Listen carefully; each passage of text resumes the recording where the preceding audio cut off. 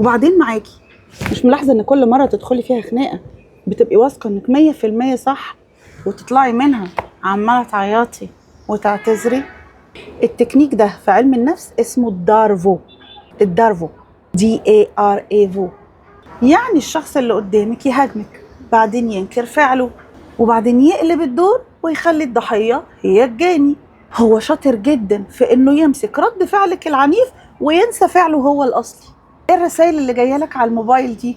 انت ازاي تفتشي في موبايلي؟ انا اسفه. لما بتعتذري انت بتمديله شيك على بياض انه يكرر نفس الغلطه تاني وتالت وعاشر. المره الجايه التزمي بالهدوء، امسكي نفسك، ما تخليهوش يتلاعب بيكي، امسكي في النقطة الأساسية. لو حاول يحيد عنها ارجعي لها انتي تاني. خلينا في المشكلة اللي حصلت، خلينا في الموقف اللي انت عملته، خلينا في اللي بنتكلم فيه. ما تخليش حد يسحبك لملعبه أو يتوهك في تفاصيل فرعية.